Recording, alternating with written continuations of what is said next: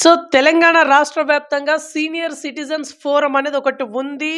Actually ఈ forum యొక్క major concept ఏంటి? ఈ ఫోరం ముందు ఉన్నటువంటి డిమాండ్స్ ఏంటి? గవర్నమెంట్ నుంచెల్లి వీరు ఏం ఆశిస్తా ఉన్నారు? ఈరోజు మనం హనంకొండలో ఉన్నాము. హనంకొండ జిల్లా అధ్యక్షులు సీనియర్ సిటిజన్ ఫోరంకి జిల్లా అధ్యక్షులు ఉన్నటువంటి చంద్రమౌళి గారు, అలాగే జనరల్ సెక్రటరీ ఉన్నటువంటి దేవాచారి గారు, వేల్పుల దేవాచారి గారు ఇక్కడే ఉన్నటువంటి పరిస్థితి. వాస్తవానికి వీరి నుంచి కొంత లేటెస్ట్ ఇన్ఫర్మేషన్ అడుగుదాం. నమస్తే సార్, బాగున్నారా?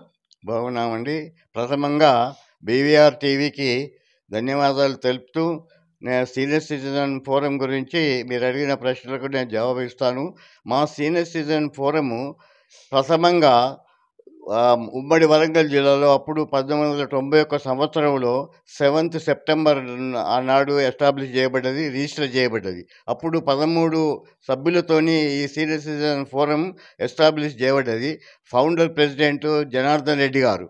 నేను అప్పుడు నేను 96లో ఈ సీనియర్ సిటిజన్ ఫోరంలో చేరి జనరల్ సెక్రటరీ అయ్యి ప్రస్తుతానికి గత 5-6 సంవత్సరాల నుంచి అధ్యక్షులుగా నేను కొనసాగిస్తున్నా.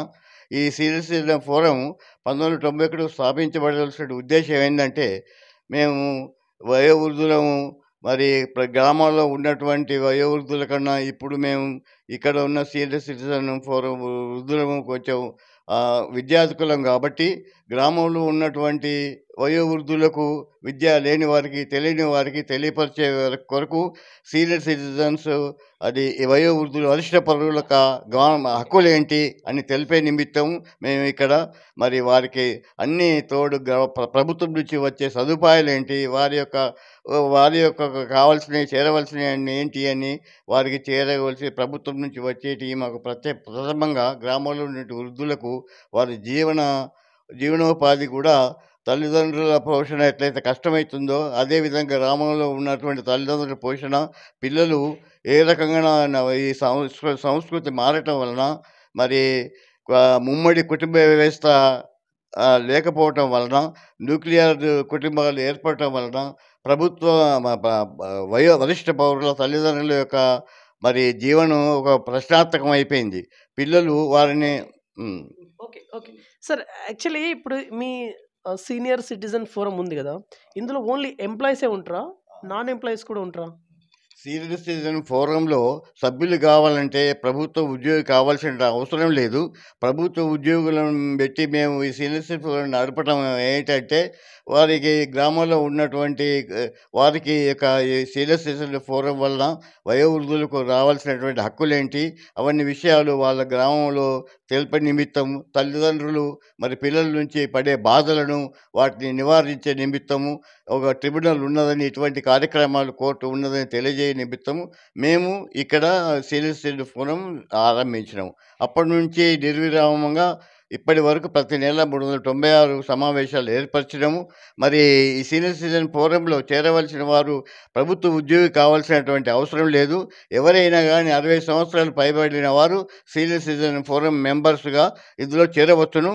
చేరి ఈ సీనియర్ సిటిజన్ ఫోరం స్వామికారం సహకారంలాగా మా స్వామి కార్యం తక్కువ ఉంటుంది, మరి స్వామి కార్యం ఎక్కువ ఉంటుంది, స్వకార్యం మాకు తక్కువ ఉంటుంది. ఈ సీనియర్ సిటిజన్ ఫోరం యొక్క ప్రత్యేకతనే అది. ఈ యొక్క సేవా కార్యం దృక్పథంతోనే ఏర్పరచబడ్డది ఇది.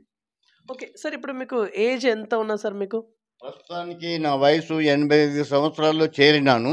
నేను గత 29 సంవత్సరాల నుండి సీనియర్ సిటిజన్ ఫోరంలో నేను సేవా కార్యక్రమాలు చేపడుతూ ఇప్పటి వరకు 396 సమావేశాలు నేనే ఏర్పరిచినాను.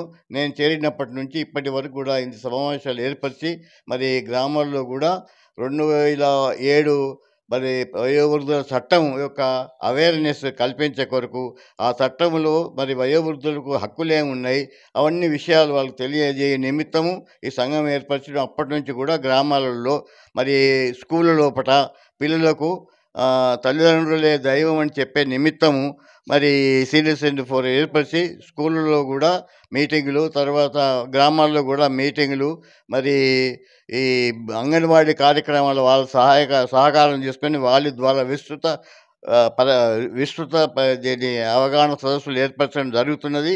మరి అందరికి కూడా మరి న్యాయం చేకూర్చే నిమిత్తం చేపడుతున్నాము కార్యక్రమాలు. యెస్. దేవాచారి గారు మీరేం చెప్తారు? జనరల్ సెక్రటరీగా ఉన్నారు. యాక్చువల్లీ మీ సీనియర్ సిటిజన్ యొక్క అంటే ఉద్దేశాలేంటిది? కాన్సెప్ట్ ఏంటి? మీ అసోసియేషన్ యొక్క కాన్సెప్ట్స్?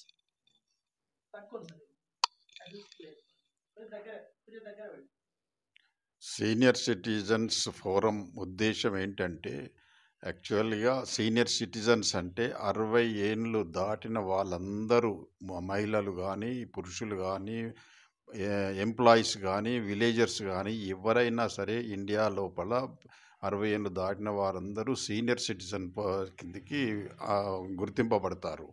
వీరికి ఈ మధ్యలో పరిస్థితులను బట్టి వీళ్ళ యొక్క పేరెంట్స్‌ను, తర్వాత చిల్డ్రన్స్ సరిగ్గా చూడకపోవడము, పేరెంట్స్‌ని చాలా ఇబ్బందులు పెట్టడం అనేది జరుగుతూ ఉన్న కారణంగా సెంట్రల్ గవర్నమెంట్ 2007 యాక్ట్ ఒకటి తీసుకొచ్చింది. దీని ప్రకారంగా సీనియర్ సిటిజన్స్ కొన్ని హక్కులు కొంత వివరణగా ఇచ్చి, తర్వాత స్టేట్ లెవెల్‌లో, తర్వాత డిస్ట్రిక్ట్ లెవెల్‌లో, తర్వాత డివిజన్ లెవెల్‌లో గవర్నమెంట్ ఆఫీసర్స్ రెవెన్యూ డిపార్ట్మెంట్‌లో ఒక ట్రిబ్యునల్ అనేది ఓపెన్ చేసినారు. ఆ ట్రిబ్యునల్ డివిజన్‌గా మన ఆర్‌డీఓ గారు ప్రెసిడెంట్ ఉంటారు. వారికి మన పేరెంట్స్ ఎవరైనా బాధితులు ఉన్నట్లయితే వాళ్ళ పిల్లల గురించి గానీ, వేరే విధవల గురించి ఉన్నా గానీ, వాళ్ళు ఆ ప్రెసిడెంట్ గారికి అప్లికేషన్ పెట్టుకున్నట్టయితే వారిని పిలిపించి జస్ట్ లైక్ కోర్టులో జరిగినట్టుగా వారితో విచారణలు చేసి వారికి తగిన సహాయ సహకారాలు అందిస్తారు. వారికి ప్రొటెక్షన్, వారికి పేమెంట్స్, తర్వాత మెయింటెనెన్స్ యాక్ట్ ప్రకారంగా ఎంత మెయింటెనెన్స్ ఇవ్వాలి, సీనియర్ సిటిజన్స్ ఎక్కడ ఉండాలి, వాళ్ళకి ఎలాంటి ప్రాబ్లం రాకుండా సీనియర్ పేరెంట్స్, తర్వాత చిల్డ్రన్ వాళ్ళని ఇంటి నుంచి బయటికి నెట్టేయడము, కొట్టి చంపేయడము, వాళ్ళ ఆస్తులు లాక్కోవడము, తర్వాత వాళ్ళకు ఉన్న ఆస్తిని గిఫ్ట్ డీడ్ చేసుకోవడము, తర్వాత రిజిస్ట్రేషన్ చేసుకోవడము, తర్వాత ఇవన్నీ చేసిన తర్వాత వాళ్ళని ఇంటి నుంచి బయటికి నెట్టేసేసి రోడ్ల పైన ఉంచేసి రోజులు చాలా ఉన్నాయి. ఇవి రోజు రోజు మనం పేపర్లో చూస్తూనే ఉన్నాం. కాబట్టి దీనికి ప్రొటెక్షన్గా ట్రిబ్యునల్ ఒకటి మనకు చేసినారు. ఆ ట్రిబ్యునల్ ఇప్పుడు కంటిన్యూగా నడుస్తుంది. ఆ ట్రిబ్యునల్‌లో మేము మా ఫోరం మెంబర్స్, నేను, తర్వాత మన ప్రెసిడెంట్ గారు కూడా ట్రిబ్యునల్‌లో మెంబర్స్‌గా పనిచేస్తున్నాము మేము. తర్వాత ఒకటి తర్వాత తర్వాత సీనియర్ సిటిజన్ ఫోరం నుండి మరి వయోవృద్ధులకు, వరిష్ఠ పౌరులకు మరి వారికి కావాల్సిన సౌకర్యాలు ఏంటంటే, ప్రయాణం చేస్తుంటే బస్సులో కూడా ప్రత్యేకంగా వయోవృద్ధులకు 3 సీట్లు, 2 సీట్లు కేటాయించడం జరుగుతుంది. తర్వాత వయోవృద్ధులు బ్యాంకులో మరి జమ చేసినటువంటి డబ్బులకు మరి ఇతరత్ర వారికన్నా ఇచ్చేదానికన్నా 1% ఎక్కువ ఇయ్యాలని దాని కొరకు మేము ప్రయత్నం చేసి దాన్ని పొందినాము. ఇంతేగాక ఇప్పుడు ఎక్కువ అయిపోయినారని ఏం చేశారంటే, అది 0.75% నార్మల్ ఇంట్రెస్ట్ వారికన్నా సీనియర్ సిటిజన్ ఫోరం వారికి, సీనియర్స్ వారికి ఇవ్వడం జరుగుతుంది. ఇది సీనియర్ సిటిజన్ అంటే 60 ఏళ్ళు దాటిన వారికి ఎవరైనా గానీ, గ్రామస్తులైనా ఎక్కడైనా ఉండని గాక ఇది గాక ఇంకా సీనియర్ సిటిజన్స్‌కు వయోవృద్ధుల సంరక్షణ, ఒంటరి మహిళ, ఒంటరి పురుషుడు ఉన్న కాడికి మరి వాళ్ళ రక్షణ కూడా ప్రభుత్వం చేపట్టాలని హెల్ప్ డెస్క్ ప్రోగ్రామ్ అని మరి పోలీస్ స్టేషన్‌లో ఆరంభించడం జరిగింది. ఎక్కడైతే వయోవృద్ధులు ఒంటరిగా ఉన్నారో, ఒంటరి ఆడ మనిషి అయినా, మగ మనిషి అయినా వారి యొక్క ఇటువంటి వాళ్ళ లిస్టును వాళ్ళ దగ్గర ఉంచుకొని వయోవృద్ధులు ఇదే గాక వయోవృద్ధుల లిస్టు కూడా మరి హెల్ప్ డెస్క్ కార్యక్రమం కింద ప్రతి పోలీస్ స్టేషన్‌లో వాళ్ళ యొక్క లిస్ట్ ఉంచుకొని వీరి ఇంటికి వచ్చి స్వయంగా ఎట్లా ఉన్నారు, ఏం సంగతి, ఏమైనా బాధలు ఉన్నాయా అనే విషయాలు తెలుసుకొని మరి పోసి అక్కడ రికార్డ్ చేసే ఒక బాధ్యత పోలీస్ డిపార్ట్మెంట్‌లో ప్రతి స్టేషన్‌కు ఇవ్వబడి ఉన్నది. ఇప్పుడు సీనియర్ సిటిజన్స్‌కు ఓకే. సార్, ఇప్పుడు గవర్నమెంట్‌కి సూటిగా ఇప్పుడు మీరేమన్నా చెప్పాలనుకుంటారా? ఇప్పుడు కాంగ్రెస్ పాలన నడుస్తుంది. ప్రజాపాలన అంటుంది. మీరు సూటిగా మీ డిమాండ్స్ కావచ్చు, మీ విన్నపాలు కావచ్చు, వాటెవర్ ఏమైనా ఉందా? గవర్నమెంట్‌కు నేను ప్రస్తుతానికి చెప్పేదేంటంటే, వాళ్ళు ఇచ్చినటువంటి ఒక సౌకర్యాలను కూడా సరిగా దాన్ని ఆచరణలో వచ్చే కొరకు దాన్ని పెడితే మాకెంతో సేవ చేసినట్టు. ఏందంటే కనువిప్పు తరపుగా ఈ యాక్ట్స్ వచ్చినాయి కానీ, దాన్ని ఆచరణ నోచుకోవటం వల్ల చాలా అవకతవకలు ఉన్నాయి. కాబట్టి సీనియర్ సిటిజన్స్కి ఇచ్చినటువంటి సౌకర్యాలే వాటిని సక్రమంగా ఈ ప్రభుత్వం వాటిని ఆచరణలో పెట్టినట్టయితే మాకు సరైన మాకు సంతోషం ఉంటుంది. ఇంతకన్నా ఎక్కువ మేము ప్రభుత్వంతో కోరేదేమి లేదు. మాకు సీనియర్ సిటిజన్స్ కొరకు, వయోవృద్ధుల కొరకు ప్రతి ప్రతి జిల్లాకు ఒక వయోవృద్ధుల old age home old age home కావాలని కోరితే ప్రభుత్వం ప్రభుత్వాన్ని కోరితే మన వరంగల్ జిల్లాకు ఒక ఓల్డ్ ఏజ్ హోమ్ శాంక్షన్ అయింది ప్రభుత్వం తరఫున. ఇక్కడ ఓల్డ్ ఏజ్ హోమ్స్ సుమారుగా మన వరంగల్ జిల్లాలో 12 ఓల్డ్ ఏజ్ హోమ్స్ ఉన్నాయి. అయినా కానీ వారి మరి కార్పొరేషన్ హాస్పిటల్ లాగా ఎట్లయితే ఉన్నాయో వారు అందరూ కొంచెం డబ్బులు ఆశిస్తారు. కాబట్టి ఏమి లేని వాళ్లకు, అటువంటి వాళ్లకు మరి ముందు పడాలంటే ప్రభుత్వంతో మేము కోరి ప్రతి జిల్లాకు ఒక వయోవృద్ధుల ఓల్డ్ ఏజ్ హోమ్స్ను ఏర్పరచడం జరుగుతుంది. ఇక్కడ మన వయోవృద్ధుల ఓల్డ్ ఏజ్ హోమ్ మన కరీంనగర్ రోడ్డు దిక్కు ఆ సైడ్లో నియమించడానికి నిశ్చయించారు. ఓకే సార్, ఇప్పుడు మీ సీనియర్ సిటిజన్ ఫోరం ఉంది కదా, దానివల్ల ఎవరికి మేలు జరుగుతుంది? పబ్లిక్ ఏమైనా మేలు జరుగుతుందా? ఓన్లీ మీకేనా? ఇందులో మాకు జరిగే మేలు శూన్యం.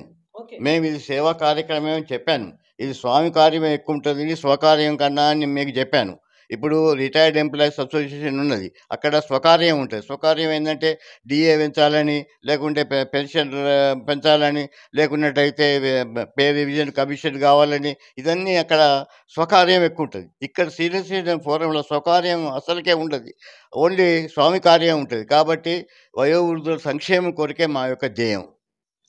ఓకే సార్, మీరేమైనా చెప్పాలనుకుంటారా? జనరల్ సెక్రటరీ అని హోదాలో ఉన్నారు, ఇంకా ఫర్దర్గా ఏమైనా చెప్పాలనుకుంటారా?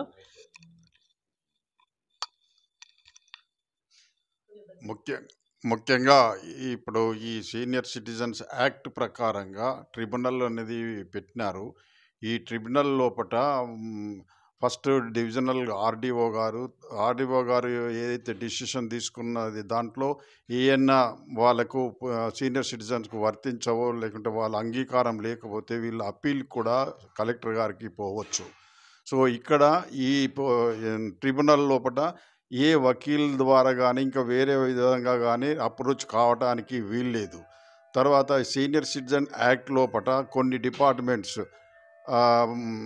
Health department, police department, DRDA, revenue department, తర్వాత పంచాయతీరాజ్ డిపార్ట్మెంట్, వీళ్ళందరికీ పర్టికులర్గా ఇన్స్ట్రక్షన్స్ ఇచ్చినారు. ఈ ఓల్డ్ పీపుల్ ఎవరైతే సీనియర్ సిటిజన్స్ ఉన్నారో వాళ్ళు పోలీస్ డిపార్ట్మెంట్లో ప్రతి ఒక్క సీనియర్ సిటిజన్ యొక్క లిస్ట్ తయారు చేసి పోలీస్ డిపార్ట్మెంట్లో ఎక్కడైతే సబ్స్టేషన్స్ ఉంటాయో అక్కడ వాళ్ళ లిస్ట్ పెట్టుకోవాలి. తర్వాత 15 రోజులకు ఒకసారి పోలీసు ఎవరైతే అక్కడ పోలీస్ అలాట్మెంట్, ఆ విలేజ్కి అలాట్మెంట్ ఉండదో అతను 15 రోజులకు ఒకసారి విజిట్ చేయాలి. తర్వాత ఈ హెల్త్ సెంటర్ ప్రకారంగా ప్రైమరీ హెల్త్ సెంటర్ డాక్టర్ కూడా 10-15 రోజులు, కనీసం ఒక నెల రోజులకు ఒకసారైనా ఆ సెంటర్కు విజిట్ చేయాలి. అక్కడున్న బాగోగులు చూసుకొని వాళ్ళ హెల్త్ పాయింట్ ఆఫ్ వ్యూలో కూడా వారు సహాయం చేసి మందులను అటువంటిని ఇప్పించే పద్ధతిలో ఉన్నాయి. కానీ ఇక ప్రభుత్వం ఇప్పుడు మాత్రము చాలా అంటే స్పేస్ లేకుండా, తర్వాత సిబ్బంది లేకుండా ఉండడంలో కారణం వల్ల కొంచెం వెనుకబాటు ఉన్నది. కాబట్టి ప్రభుత్వము వీరిని కొంచెం ముందుకు నడిపించి ఇలాంటి సహాయ సహకారాలు అందిస్తే బాగుంటుందని మా ఫోరం తరఫు నుంచి గవర్నమెంట్ గారికి వినతి చేస్తున్నాము. Sir, last and finally president గారు మీరేమైనా చెప్పి ముగించాలనుకుంటున్నారా? ఇక్కడ మీ ఇంటికి వచ్చాను, చాలా అవార్డ్స్ అయితే అవపడతా ఉన్నాయి. యాక్చువల్లీ ఈ అవార్డ్స్ మీకు ఎందుకు వచ్చినాయి? అంటే మీరు ఎలాంటి కార్యక్రమాల్లో పాల్పంచుకోవడం వల్ల ఈ అవార్డ్స్ అన్ని రావడం జరిగింది? ఫైనల్లీ ప్రజలకు మీరు ఇచ్చే మెసేజ్, ఫైనల్ వన్. ఇంకా నేను అవార్డ్స్ను ఆశించి చేసినటువంటి సేవా కార్యక్రమం కాదు, కానీ మీ ముందు కనపడే అవార్డ్స్ అన్నీ నేను చేసిన సేవా కార్యక్రమం సీనియర్ సిటిజన్ ఫోరం నుంచి అందినాయి. మీరు చూసిన మోనోగ్రామ్స్ అనుకోండి, సర్టిఫికెట్స్ అనుకోండి, government of Telangana, government of India, తర్వాత హెల్పేజ్ ఇండియా వాళ్ళు కార్యక్రమాలు చూసి ఇవి సర్టిఫికెట్స్ వాళ్ళు ఇచ్చినారు. అయితే నేను ఈ ప్రభుత్వాన్ని కోరేది ఏంటంటే, ఇప్పుడు వయోవృద్ధులు వ్యర్థులని భావించకుండా వయోవృద్ధులు వారు ఎంతో వారికి ఉన్నటువంటి అనుభవం నుంచి సమాజానికి కనీసం ఫిజికల్‌గా సేవ చేయలేకపోయినా మానసికంగా మరి వారు సలహాలు ఇవ్వటంలో నిష్ణాతులని గ్రహించి వయోవృద్ధులను గౌరవించాలి. తల్లిదండ్రులను దేవతలుగా చూడాలని మరి పిల్లలకు నేర్పే కొరకు మరి ప్రభుత్వం కూడా సహకరించాలి. ఎందుకొరకంటే ప్రభుత్వం ఎందుకు సహకరిస్తలేదంటే అనాది కాలం ఉన్నటువంటి యొక్క నీతిశాస్త్ర బోధను ఆ శాస్త్రాన్ని చిన్న పిల్లలకు బోధించడం దాన్ని తీసివేసి వేరే సాంఘిక శాస్త్రం అని, ఆ శాస్త్రం అని, ఈ శాస్త్రం అని ఈ పెద్దలను గౌరవించాలి, తల్లిదండ్రులను గౌరవించాలి, తల్లిదండ్రులకు పోషణ మా బాధ్యత అని పే త ఎట్లయితే వీళ్ళు ఒకటి చాలా శోచనీయ విషయం ఏముందంటే తల్లిదండ్రులు సంపాదించినటువంటి ఆస్తికి పిల్లలు అధికారులైతారు అనుభవించేది. కానీ పిల్లలు సంపాదించిన ఆస్తికి తల్లిదండ్రులకు ఏమాత్రం వాడుకునే ఉపయోగించుకునే అధికారం మరి ప్రభుత్వం కల్పించలేదు. ప్రభుత్వం కల్పించి సంతోషం.